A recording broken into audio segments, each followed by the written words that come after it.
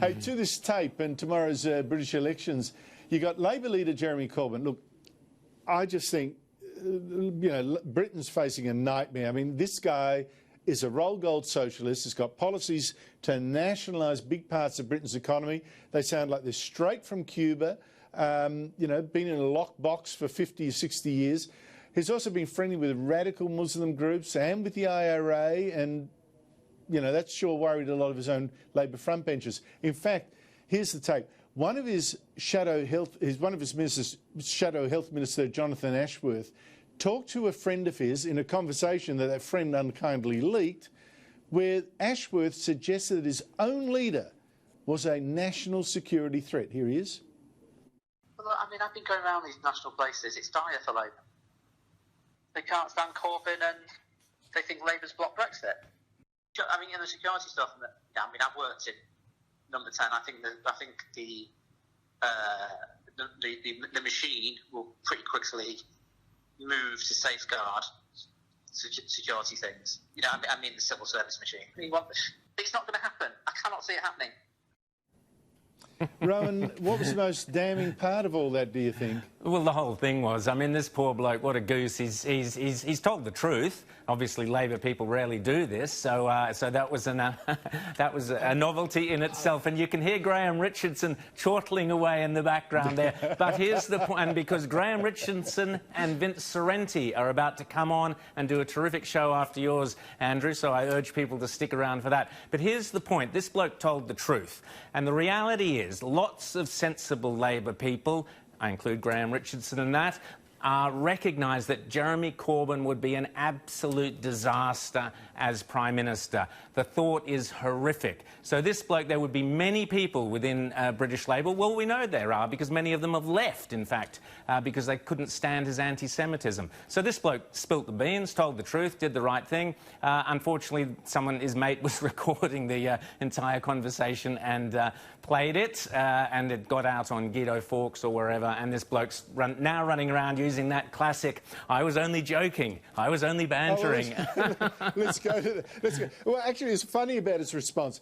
I would expect if a friend of mine did that to me, I mean, I would go around there with an axe. Well, not literally, guys, don't arrest me. Plastic axe, Maybe literally. Maybe I did mean it literally, I don't know. Anyway, but here he is. Here's this Jonathan Ashworth saying it was all a joke, just teasing a Conservative friend. Have a listen. Of course, it makes me look like a right plonker. But it's not what I mean when I'm winding up a friend, trying to sort of, pull his leg a bit. Didn't sound like a joke to me because it went on for about 10 minutes. Exactly, and he should have just said free speech. I was using my free speech. There you go. Hey, speaking of jokes, though, what did you make of Prime Minister Boris Johnson's latest ad, which is a rip-off from a scene from Love Actually, where he's holding up the cue cards, and I think it's look, it's compulsive viewing, but I'm wondering, I don't know, does it actually turn voters' opinions around?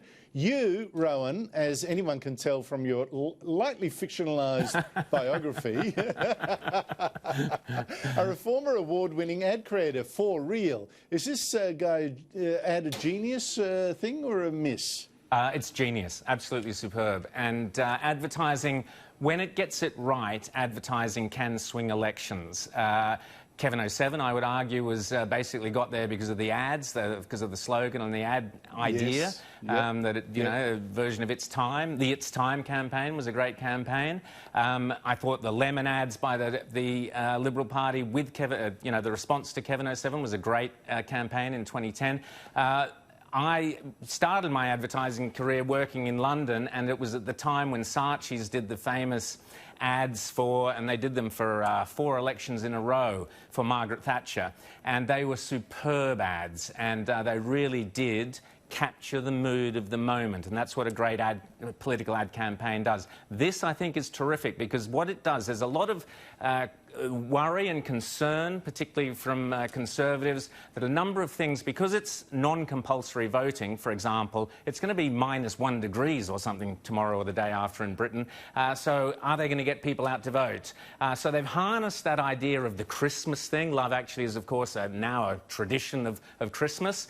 They've wrapped the whole thing up to make it feel like it's a really important event. This is the first Christmas election in over a century. So they've got that. The message is very cleverly done through the boards. It captures the pathos, if you like, of the character in the original movie. He was a great, likeable character. So that's captured kind of Boris's likeability, his eccentricity. He would come up and do something as eccentric as that.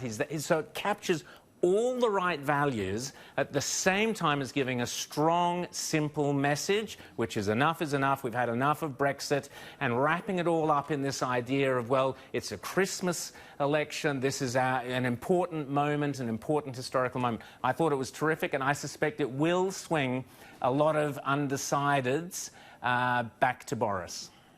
There's only one thing in what you said, and I agree with all of it, but there's one word that you said is my doubt about it, eccentric. He's written a fabulous biography of Winston Churchill. He likes to think of himself as the next Winston Churchill. I don't think Winston Churchill would have been an ad like that, but that was another era. That's another country, another time. That's true, but the eccentricity, would people vote for an eccentric? Well, likeable eccentricity, yes, not unlikable eccentricity like Jeremy Corbyn. And that's why I said the likeability factor, and the quirkiness is maybe a better word than eccentric. But even Churchill, if you remember, it's romanticised in the film, but even Churchill, you know, headed off to get on the tube to kind of, you know, it's got that common touch feel to it, and that's where I think it's really a successful ad. But he's the great guy who did all the stunts during, during the Olympics. As the mayor, it always worked for him, doing these stunts, being a kind of slightly buffoonish character. People actually like it. Well, we shall see, Rowan, and I actually think it's not just the sell, it is actually probably the most important election. I know people always say this, politicians like to say it every election. I actually do think this is probably the most important election Britain will face since, I don't know, the first one that Margaret Thatcher won. I agree. think if he loses this, Britain is changed, and in a very, very bad way. Absolutely. That's my opinion. I agree. We'll have more from London with the great Brendan O'Neill tomorrow. Rowan Dean, thank you for all your wonderful contributions this year. I've really enjoyed it. Catch up with you over the Christmas break. Thanks, Andrew, and we'll keep on fighting those culture wars next year. Look forward to it. Thanks, mate. Good on you, mate.